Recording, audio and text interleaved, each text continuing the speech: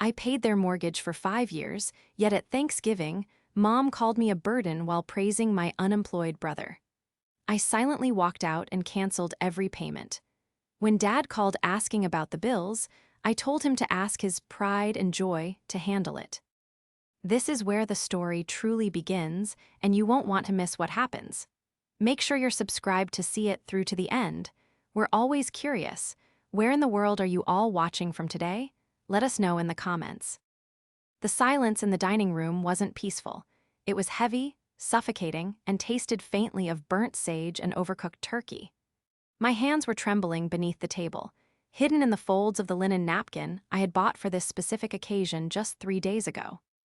I stared at the centerpiece, a sprawling arrangement of autumn leaves and gourds that I had arranged myself because my mother, Susan, had said she was too overwhelmed to handle the decorations this year. "I'm just saying," my brother Andrew said, leaning back in his chair with a glass of wine in his hand, a vintage Cabernet I had brought from my personal collection. He swirled the red liquid, looking at the light catching in the crystal. "The market is volatile, sure, but that's where the real visionaries make their mark. You wouldn't understand, Margaret. Corporate logistics is, well, it's a bit pedestrian, isn't it? It's basically just moving boxes from point A to point B."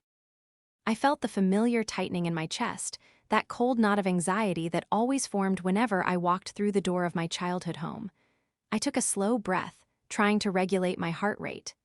"Supply chain management is a little more complex than moving boxes, Andrew," I said, keeping my voice level, though it took effort.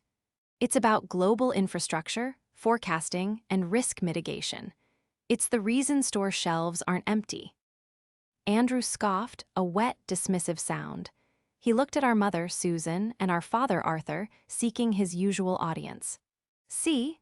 She thinks she's saving the world because she tracks shipping containers. Meanwhile, I'm on the verge of closing a seed round for an app that will revolutionize peer-to-peer lending. Revolutionize it." I looked at my father, Arthur. He was staring at his mashed potatoes, pushing a lump of butter around with his fork, refusing to meet my eyes. He had been doing that a lot lately, shrinking into himself, letting the dynamic at the table roll over him like a tide he was too tired to fight. "Andrew," I said, trying to keep the edge out of my voice, "you've been closing a seed round for 3 years. Last month you asked me for gas money. If this revolution is happening, when exactly does it start paying the bills?" The room went dead silent. The clink of silverware stopped. Susan slammed her hand down on the table. The wine glasses rattled. Her face, usually composed in a mask of suburban pleasantry, twisted into a sudden, vicious scowl.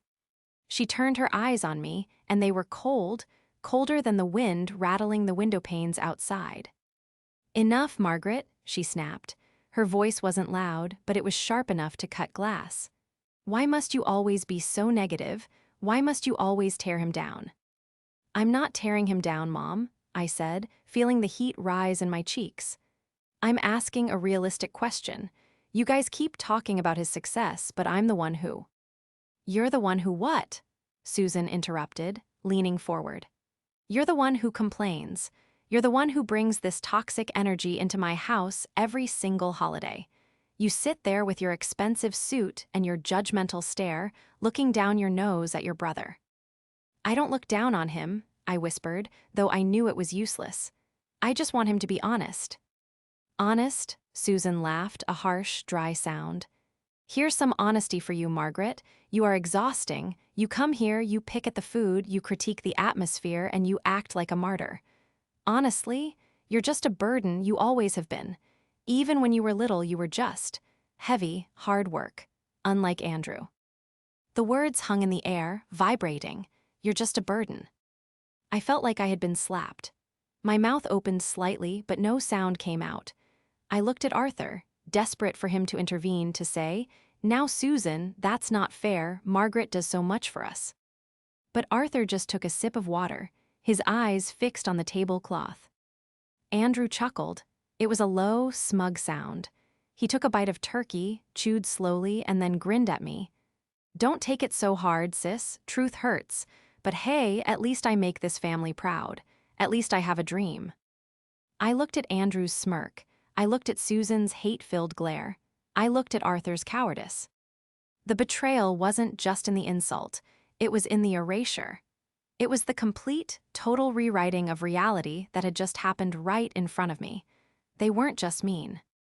They were delusional. And in that moment, something inside me didn't just break, it solidified. It turned into something hard and cold, like steel tempered in ice. I didn't scream, I didn't cry, I didn't flip the table. I simply put down my fork. It made a soft clink against the china plate. I stood up. The chair legs scraped against the hardwood floor, a harsh screech that made Arthur flinch.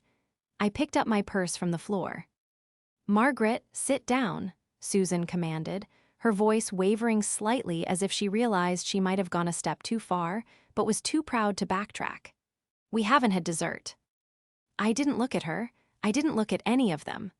I turned my back on the people who had just confirmed exactly what I was to them, a wallet they resented. I walked to the front door, opened it, and stepped out into the cold November night. As the door clicked shut behind me, muting the sounds of the house, I realized that the pain I felt wasn't grief. It was the severing of a limb that had been gangrenous for years. The betrayal was worse than the diagnosis itself. It was the realization that I had been keeping them alive, and they hated me for it.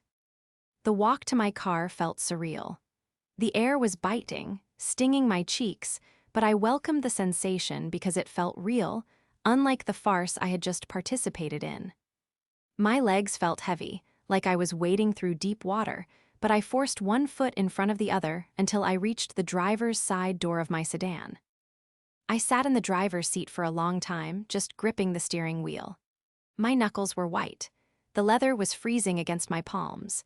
I stared at the house, the two-story colonial with the wreath on the door and the warm, yellow light spilling from the dining room window. From out here, it looked picture-perfect. It looked like the kind of home where a loving family was sharing a meal, laughing, and being grateful for one another. Inside, I knew the truth. They were probably already rationalizing my departure. Susan was likely pouring another glass of wine, telling Andrew, "She's just so sensitive, so dramatic. Don't let her ruin your night, sweetheart." Arthur was probably nodding, relieved the conflict was over so he could eat his pie in peace. I started the engine. The dashboard lit up, casting a soft blue glow over my hands. My phone, resting in the cup holder, buzzed. A text from Susan: "You are being incredibly childish. Come back inside and apologize to your brother, and we can move past this." I stared at the screen. Apologize. The audacity was so immense it was almost impressive. Then a text from Andrew: "Lol, drama queen much." I didn't reply. I put the car in reverse and backed out of the driveway, the gravel crunching beneath my tires sounding like bones breaking. As I shifted into drive and pulled away, watching the house shrink in my rearview mirror, a strange sensation washed over me. It wasn't just anger. It was a terrifying clarity. They genuinely didn't know. They lived in a bubble of reality that I had carefully constructed for them, a bubble reinforced by automated transfers and silent sacrifices. They believed their comfortable life, their paid bills, their groceries, and their maintenance repairs were just natural occurrences, like gravity or weather. They thought they were maintaining their lifestyle on Arthur's meager social security and Susan's non-existent income.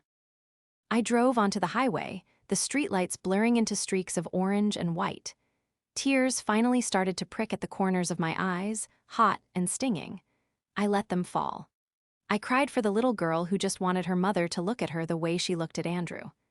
I cried for the thousands of hours I had worked overtime, missing dates, missing vacations, missing sleep, just so I could make sure they never felt the pinch of poverty. I remembered the day 5 years ago when Dad sat me down, his face gray and ashen, telling me the pension fund had collapsed. He was going to lose the house. I had stepped in without hesitation. "I'll handle it, Dad. Don't worry, I'll fix it." And I had. I fixed it so well that they forgot it was ever broken. I wiped my face with the back of my hand, smearing my makeup. The sadness was slowly being replaced by that cold, hard resolve again. I thought about Susan's voice. You're just a burden." I glanced at the digital clock on the dashboard. 8:45 p.m. I thought about the banking app on my phone. I thought about the parents' expenses, sub-account I had created to keep things organized. I thought about the recurring transfer set for the first of every month, $2, $400 for the mortgage, plus the utilities, plus the insurance. They thought I was the burden. They thought I was the heavy weight dragging them down, spoiling their fun, dampening their joy with my pragmatism. A dark, humorless smile touched my lips. It wasn't a nice smile. It was the smile of someone who knows where the bodies are buried because she dug the graves. They had forgotten one crucial thing. You don't bite the hand that feeds you, especially when that hand is the only thing keeping the roof over your head. To understand why that Thanksgiving dinner was the final straw, you have to understand the architecture of my family's dysfunction. It wasn't something that happened overnight. It was built, brick by brick, over 3 decades. I was always the responsible one. The easy child. I got good grades, I didn't sneak out, I got a scholarship to college so they wouldn't have to pay. I did everything right because I thought that was the currency of love. I thought if I was perfect enough, low maintenance enough, eventually, Susan would look at me with that softness she reserved for Andrew. Andrew was different. Andrew was the dreamer. He was 4 years younger than me, and from the moment he was born, he was the center of Susan's universe. He was charismatic, I'll give him that. He had a way of smiling that made you want to believe whatever nonsense was coming out of his mouth. But beneath the charm, there was a rot, a selfishness that Susan nurtured like a rare orchid. When Andrew failed out of his first college, it was the professor's fault. When he got fired from his first job for stealing from the register, it was a misunderstanding. When he crashed Dad's car, it was bad road conditions, even though it was a sunny July afternoon. And then came the financial crash. 5 years ago, Arthur, my father, was forced into early retirement. His pension, which was supposed to be their safety net, was decimated due to company mismanagement. They were facing foreclosure within months. I was 27, just starting to make real money in my career. I sat them down at that same dining room table. I looked at their terrified faces. "I will take over the mortgage," I had told them. "I'll pay the property tax. I'll cover the utilities. You guys just cover groceries and your personal spending. I'll take care of the house." Arthur had cried. He had held my hand and promised he would pay me back.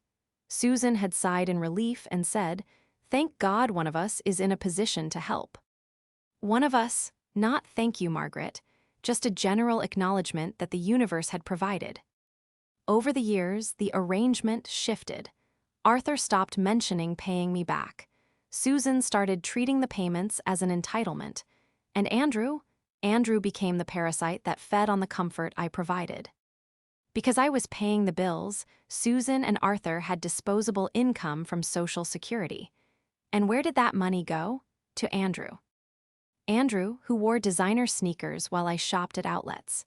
Andrew, who drove a leased BMW that Dad co-signed for while I drove a 6-year-old Honda. Andrew, the primary antagonist in my life, though he pretended to be my best friend when he needed cash. He was a serial entrepreneur, which is code for unemployed with a vibrant imagination. He had founded a clothing line, failed, a crypto consultancy, scam, and now this peer-to-peer lending app. He had never held a W-2 job for longer than 6 months. The week before Thanksgiving, I had stopped by the house to drop off some groceries, another expense I absorbed. I found Andrew in the living room, feet up on the coffee table, watching TV in the middle of a Tuesday. "Hey, sis," he had said, not looking up. "Mom says you're bringing the wine for Thanksgiving. Make sure it's not that cheap stuff you brought last year. I'm trying to impress a date." "I didn't bring cheap wine last year, Andrew. It was a $40 bottle," I had replied, putting the bags down. "And maybe if you want specific wine, you could buy it." He finally looked at me, his eyes narrowing. He had this look, slick, polished, but empty. He was handsome in a conventional way, but his face was starting to show the bloat of alcohol and laziness. "Why are you always counting pennies? You make, what, 6 figures? Don't be stingy, it's ugly." "It's not about being stingy, it's about respect," I said. "Relax," he waved a hand dismissively. "When this app launches, I'll buy you a vineyard, then you can stop complaining." He didn't know I paid the mortgage. That was the secret Arthur and I kept. Arthur was too ashamed to admit his daughter was supporting him, and Susan? Well, Susan just didn't want to know the details. She preferred the fantasy that they were doing fine and Andrew was just finding his footing. But Andrew's comment at Thanksgiving, "At least I make this family proud," revealed the depth of the poison. He genuinely believed that his potential was worth more than my reality. He believed his non-existent millions were more valuable than the actual checks I wrote every month. And Susan agreed. She looked at his smoke and mirrors and saw a castle. She looked at my foundation and saw a shackle. They saw my stability as boring. They saw my reliability as servie. Dude. As I drove into my apartment complex, the rage finally settled into a cold, strategic plan. I wasn't just a daughter they had insulted. I was the chief financial officer of their lives, and the CFO had just resigned. I walked into my apartment, kicked off my heels, and went straight to my laptop. I opened it, the screen glowing in the darkroom. I logged into my bank. There it was, the scheduled transfer for December 1st, $2,400. Title, Mom and Dad Mortgage. My cursor hovered over the cancel button. I hesitated for exactly 1 second. I thought about Arthur's sad eyes. But then I heard Susan's voice again. "You're just a burden." If I was a burden, then it was my moral duty to remove myself. I was simply granting their wish. I clicked Cancel Series. A confirmation box popped up. "Are you sure you want to cancel this recurring transfer?" "Yes," I said out loud to the empty room. "I'm sure." I clicked Confirm. Then I went to the utility companies. Electric, gas, water, internet. All of them were in Arthur's name, but attached to my credit card for auto pay. Remove card, remove card, remove card. I worked with the precision of a surgeon. I didn't leave a single financial thread connecting me to that house. By the time I closed my laptop, it was midnight. I had effectively severed the artery that kept their household running. Now, all I had to do was wait. The first week of silence was the loudest thing I had ever experienced. Usually, my phone was a constant stream of micro-emergencies from my mother. "The internet is slow, did you pay the bill?" Or, "Your father's prescription copay went up, can you transfer $50? Or, "Andrew needs a suit for an interview, put it on your card, he'll pay you back." But since walking out on Thanksgiving, my phone had been blissfully, terrifyingly quiet. They were punishing me. That was their tactic, the silent treatment. It was designed to make me panic, to make me crave their approval so badly that I would come crawling back with an apology and a checkbook. They didn't realize that in the supply chain world, silence isn't a punishment. It's a sign that the system is down, and I wasn't the one who needed the system running. I went to work. I sat in my corner office with the view of the city skyline, handling logistics for shipments moving from Shanghai to Los Angeles. I was efficient. I was calm. But beneath the surface, I was shifting from a daughter into a forensic accountant. If I was going to cut them off, I needed to know exactly what I was up against when the inevitable explosion occurred. I needed to know just how deep Andrew's delusions went. I started with the company he had bragged about at dinner, Lensphere. I pulled up the state business registry database. I typed in the name. No results found. I tried variations. Lensphere, Lensphere LLC, Sphere Lending. Nothing. I leaned back in my ergonomic chair, swirling my coffee. Interesting, I muttered. If he was closing a seed round, there had to be an entity to invest in. You don't write a venture capital check to Andrew's personal checking account. I broadened my search. I went to LinkedIn. I found his profile. It was polished, filled with buzzwords. CEO and founder at Sphere, disrupting the fintech space. Visionary. I looked at his employees. There were two. One was a guy I recognized from his high school stoner days, listed as Chief Marketing Officer. The other was a stock photo of a woman that appeared on 20 different scam websites when I did a reverse image search. I decided to call in a favor. I have a friend, David, who works in venture capital due diligence. We grabbed lunch on a Wednesday, a week and a half after Thanksgiving. Sphere, David laughed, wiping mustard off his lip. Margaret, I've never heard of it, and if they were raising a seed round in the city, I would know. The circles are small. Who is the lead investor? He didn't say, I replied, cutting my salad with precise, angry strokes. Look, David said, his voice dropping. I ran a quick background check on your brother, just the basics, since you asked. Margaret, he's not raising money, he's being chased by it. My stomach dropped. What do you mean? He has 3 judgments against him in small claims court from his last venture. Unpaid vendors. And his credit score? It's sub 500. No reputable VC is touching him with a 10-foot pole. If he's getting money, it's not from investors, it's from informal sources or family. I nodded slowly. Family, I whispered. The picture was becoming clear. There was no revolution. There was no app. There was just a 29-year-old man playing dress-up as a CEO, burning through cash to maintain the illusion, likely siphoning whatever liquid cash my parents had left while I covered the hard costs of the house. I went home that night and created a spreadsheet. I listed every lie Andrew had told in the last 5 years and cross-referenced it with withdrawals I could see on my parents' old bank statements. Accounts I used to have access to before they changed the passwords a year ago for privacy. I still had the downloaded PDFs. August 2022, $5,000 withdrawal. Andrew claims he needs server space. Real cost of server space for a non-existent app, $0. December 2023, $3,000 withdrawal. Andrew claims legal fees for patenting. USPTO search for his name, 0 results. He wasn't just a failure, he was a fraud, and he was bleeding them dry while I was keeping them warm. I saved the file as the audit, XLSX. I was ready. I just had to wait for the first domino to fall. It happened on December 18th.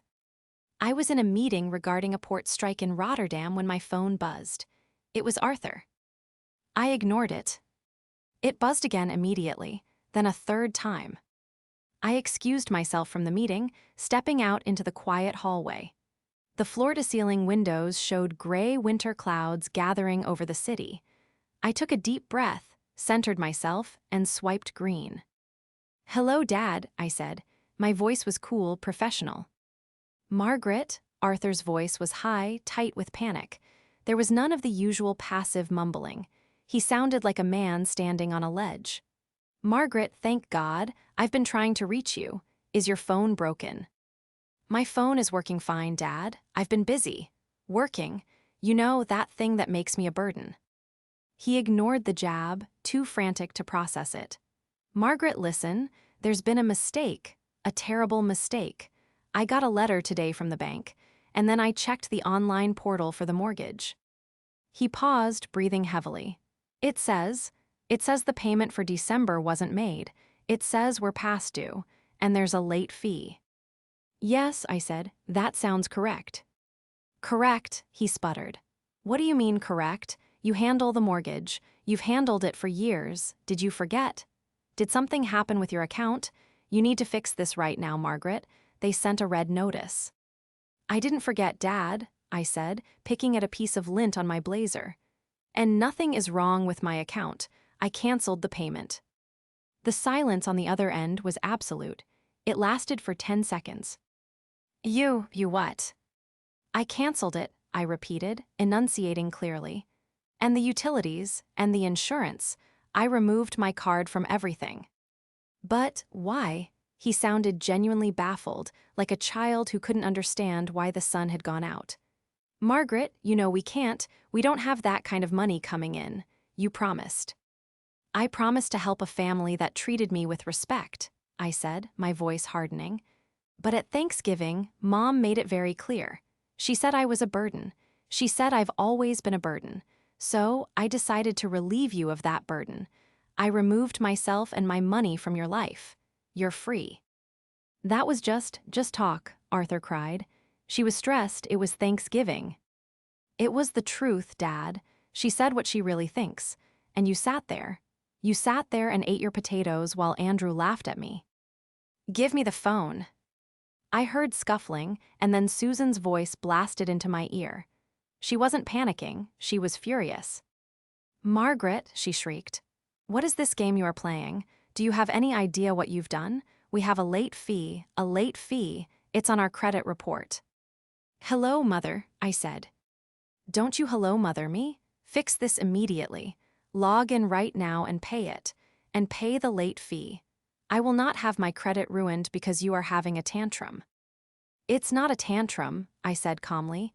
It's a resignation. You are being cruel, she shouted. You are trying to hurt us. You are trying to hurt your brother. He is on the verge of a breakthrough, and you're trying to destabilize the house to ruin his focus. I laughed. I actually laughed out loud.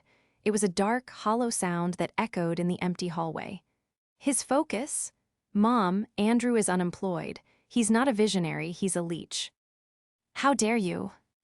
The mortgage is $2,400, I said, cutting over her. If Andrew is so successful, if he makes this family so proud, surely he can write a check. He's the golden child, right? He's the investment genius. His money is tied up in equity, Susan stammered, falling back on the lies Andrew had fed her. He can't liquidate right now. Then he better find a way to liquidate, I said. Because I'm done. I am not paying another cent. You called me a burden. Burdens don't pay mortgages. Burdens don't keep the lights on. Margaret, please, Arthur's voice came back on, sounding broken. We don't have it, the pension. You know we don't have it. I know, I said, and for a second my heart ached. But then I remembered Andrew's smirk. So, I suggest you ask your pride and joy, ask Andrew to step up. It's his turn. I hung up the phone. My hands were shaking, not from fear, but from the adrenaline of finally letting the wall fall. The fallout was immediate and messy. Over the next week, the flying monkeys arrived. My Aunt Linda called me, leaving a voicemail saying I was elder abusing my parents by stealing their housing security. I texted her a screenshot of my bank statements showing $140,000 in payments over 5 years with the caption, I didn't steal security, I bought it. Now they have to pay their own rent. She didn't reply. My cousin called to say I was being petty. But I stayed focused on the investigation. Now that the gloves were off, I needed the nuclear option. I knew that eventually, Susan and Arthur would realize Andrew couldn't pay. I needed to show them why he couldn't pay and where their own money had gone. I hired a private investigator named Reynolds. He was expensive, but I had plenty of disposable income now that I wasn't funding a 3-adult household. I need to know where Andrew's money goes, I told Reynolds. Not the business stuff, I know that's fake. I need to know his daily spend. Reynolds came back 3 days before Christmas with a thick manila envelope. We met in a diner. It's not pretty, Reynolds said, sliding the photos across the table. I flipped through them. Andrew at a casino. Andrew at a high-end sports bar. Andrew handing cash to a guy who looked like he broke thumbs for a living. He's a gambler, I asked. Sports betting, Reynolds corrected. And he's bad at it, really bad. But that's not the worst part. Look at the last document. I pulled out a photocopy of a loan agreement. It was a high-interest, predatory personal loan for $20,000. It was co-signed. I looked at the signature at the bottom, Arthur Miller. My blood ran cold. Dad signed this. Reynolds shook his head. Look closer at the handwriting. I squinted. The A in Arthur was looped. My father's handwriting was spiky, jagged. This loop, I had seen it on a million birthday cards. It was Andrew's handwriting. He had forged Dad's signature, to get a loan to cover his gambling debts. He committed fraud against his own father, I whispered. And, Reynolds added, I found his office. He's been paying rent on a co-working space downtown just to have a place to go during the day so your parents think he's working. He spends 6 hours a day there playing video games on his laptop. I felt a mixture of nausea and vindication. This was it. This was the smoking gun. Meanwhile at the house, things were unraveling.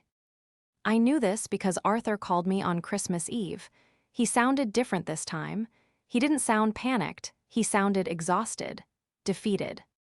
The electricity is off, he said simply. They cut it this morning. We're using candles. Andrew didn't pay it, I asked. Andrew said there was a banking error. He said he sent the wire, but the bank froze it because it was too large. Dad, I said softly, there is no wire, there is no bank account. Your mother believes him, Arthur said, his voice cracking. She's in the kitchen right now, heating soup on the camping stove, telling me how the bank is persecuting Andrew because he's too successful. She won't listen to me, Margaret. I tried to tell her. I checked my own savings account, the emergency fund. It's gone. $5,000. Gone. Andrew took it. He said he borrowed it for a liquidity bridge. He said he'd put it back double by New Year's. Arthur began to weep. It was a horrible, jagged sound. I'm cold, Margaret. It's Christmas Eve and I'm cold.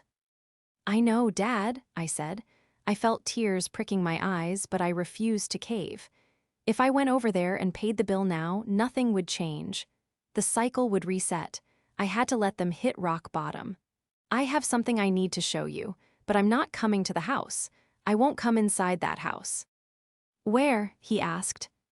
Come to my office on the 26th. Bring Mom. Tell Andrew he needs to come too. Tell him I'm ready to negotiate the payments. You'll pay? Arthur asked, hope flooding his voice. I said I'm ready to negotiate, but everyone has to be there.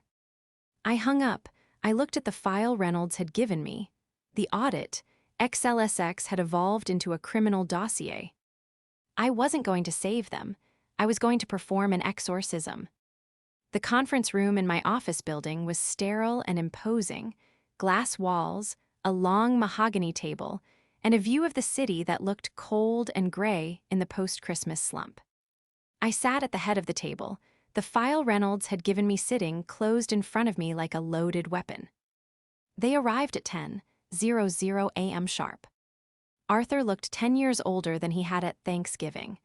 He was wearing a heavy coat that looked slightly rumpled, likely because he was sleeping in it to stay warm in the unheated house. Susan looked frantic, her hair pulled back tightly, her eyes darting around the luxurious office with a mix of awe and resentment. And Andrew strode in wearing a suit. That was too shiny, carrying a leather briefcase that I knew was empty. He looked tired, with dark circles under his eyes, but he still had that arrogant tilt to his chin. Well, Andrew said, pulling out a chair and sitting down without waiting to be asked. Nice setup. A bit corporate for my taste, lacks creative energy, but it pays the bills, I guess. Susan sat next to him, reaching out to pat his arm. It's very efficient, Margaret, she said, her tone dripping with implied criticism. So, are we here to resolve this nonsense? Your father has caught a cold because of your little stunt with the heating. My stunt? I asked, raising an eyebrow. I didn't turn off the heat, Mom. The power company did, because the bill wasn't paid. I assumed Andrew, with his impending millions, would have handled a $200 electric bill. I told you, Andrew said quickly, waving a hand. My assets are illiquid right now. The wire transfer triggered a fraud alert because it was so large. It takes 7-10 business days to clear compliance. You know how banks are. Actually, I said, opening the file folder, I do know how banks are, and I know that's not how they work. We're not here for a lecture, Susan snapped. You said you wanted to negotiate. Here is the negotiation. You turn the auto pay back on, you pay the back-owed mortgage, and you apologize to your brother for embarrassing him. In exchange, we will forgive you for ruining Christmas. Arthur looked at me, his eyes pleading. Margaret, please, can we just fix it? I am going to fix it, I said, but not the way you think. I slid the first piece of paper across the table toward Arthur. It was the forged loan document. What is this? Arthur squinted at it. That is a $20,000 personal loan taken out in your name 3 months ago, I said. Look at the signature. Arthur looked, he frowned, he looked at Andrew. Andrew handled the paperwork for me, Arthur said, his voice shaking. He said it was.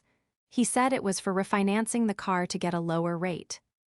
It wasn't for the car, Dad, I said. It was a high-interest cash loan. The money was deposited into Andrew's account, and look where it went. I slid the photos across the table. Andrew at the casino, Andrew handing cash to the bookie. Andrew stood up, his face flushing red. This is an invasion of privacy. You hired a pie? You're psychotic, Margaret. Sit down, I said. My voice wasn't loud, but it was absolute. It was the voice I used to command logistical fleets. It carried weight. Andrew hesitated, then sat sullen. Susan was staring at the photos. He likes to play cards. So what? It's a hobby. You're trying to criminalize his hobbies. It's not a hobby when he's stealing from you to fund it, I said. I pulled out the bank records, the ones showing the emergency fund withdrawal. $5,000. Gone. He told you it was a liquidity bridge. It went to DraftKings and FanDuel. Look at the transaction codes. Susan picked up the paper. Her hands were trembling. She stared at the lines of data. And finally, I said, delivering the killing blow, Lensphere. I slid the state business registry search, null results, and the credit report across the table. There is no company, Mom. There is no seed round. There are no investors. Andrew is not an entrepreneur. He is unemployed. He has been unemployed for 3 years. He spends his days at a co-working space playing Call of Duty. I have the logs from their Wi-Fi network. The room went silent. The only sound was the hum of the HVAC system, a luxury their house no longer had. Andrew looked at the table, his jaw working. He didn't deny it. He couldn't. The paper trail was too thick. Susan looked at Andrew. For the first time in my life, I saw the veil lift. I saw her look at her golden child and see the tarnish. Andrew, she whispered, is this true, the investors? Andrew slammed his hand on the table. You don't understand. I'm building something. It takes time. Margaret is just jealous because she's a drone. She's a cog in the machine. I'm the cog that paid for the roof over your head, I shouted, finally letting my own anger break through. I'm the cog that paid for the food in your stomach. I paid the mortgage for 5 years, Andrew, me, while you played pretend. I turned to my parents. He has drained you. He stole your emergency fund. He forged Dad's signature. And when the heat went off, he let you freeze rather than admit he didn't have $200. Arthur stood up slowly. He looked at the loan document again. He looked at his son. You forged my name? Arthur asked, his voice barely a whisper. To gamble. I was going to win it back, Andrew yelled. I had a system. Arthur turned to Susan. He let us freeze, Susan. He let us freeze. Susan had her head in her hands. She was sobbing, not the angry, defensive sobbing she usually did. This was the broken, gasping sobbing of a woman realizing her entire worldview was a lie. You called me a burden, I said to Susan, my voice dropping to a whisper. But look at the table. Who is the burden? Susan looked up. Her eyes were red, rimmed with mascara. She looked at me, then at Andrew. Then she looked at Arthur. Arthur took a deep breath. He seemed to grow 2 inches taller. He looked at Andrew. Get out, Arthur said. What? Andrew scoffed. Dad, come on, don't be dramatic. I said get out, Arthur roared. It was a sound I had never heard him make. It was primal. You stole from me. You lied to us. You let your mother sit in the dark. Get out of this office. And do not come back to the house. Mom, Andrew turned to Susan. You're not going to let him do this. Susan wiped her face. She looked at Andrew with a look of profound disappointment. You said you made us proud, she whispered. You lied. She turned her head away. Andrew looked at them, then at me. He sneered. Fine, whatever, you're all holding me back anyway. He grabbed his empty briefcase and stormed out of the room. The door clicked shut. Arthur collapsed back into his chair, burying his face in his hands. Susan reached out and took his hand. I sat there watching them. I didn't feel triumphant. I felt exhausted. But I also felt light. The truth was out. The infection had been exposed. The aftermath was painful, but necessary. Andrew tried to come back the next day, but Arthur had changed the locks, something I paid for, this time happily. When Andrew realized the bank of Mom and Dad was truly closed, he disappeared. We heard rumors he moved in with a friend 3 towns over, but without the constant influx of cash, his entrepreneurial lifestyle collapsed. Last I heard, he was working at a car rental agency near the airport. It's a start. For my parents, the reality check was brutal. They had to face their finances without the foggy lens of denial. I sat down with them again, not as a savior, but as a consultant. I will not pay the mortgage anymore, I told them firmly. I need to build my own life. You have Social Security. It's not enough for that big house. They sold the Colonial. It was hard for Susan to let go of the status of the big house, but the debts Andrew had racked up in Arthur's name needed to be paid. The sale of the house covered the mortgage. Paid off the fraudulent loan, Arthur decided not to press charges if Andrew stayed away, a mercy I didn't agree with but respected, and left them with enough to buy a small, 2-bedroom condo in a 55-plus community. It's a nice place, it's warm, and most importantly, it's within their budget. Our relationship is different. It's recovering, but the dynamic has shifted permanently. Susan doesn't criticize my career anymore. In fact, when she introduces me to her new neighbors at the condo, she says, "This is Margaret. She's a senior manager in logistics. She's very successful." She says it with a hint of fear, as if she knows I could walk away again at any moment. And she's right. I still visit, we have Sunday dinner. But now, I don't bring the wine and I don't pay for the groceries. I bring myself. Last Sunday, we were eating roast chicken in their small dining nook. The conversation was light. Arthur was talking about his new gardening club. Susan was talking about the neighbors. There was a moment of silence.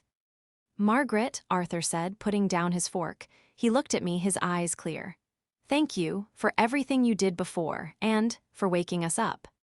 Susan looked down at her plate, then at me. She didn't say the words. She's still Susan, after all, but she reached out and squeezed my hand. "The chicken is good, Mom," I said. "I'm glad you like it," she said softly. "I made it just for you." It wasn't a perfect ending. We aren't a TV family. But the parasite was gone, the house of lies had been demolished, and for the first time in my life, I wasn't the burden. I was just the daughter, and that was enough.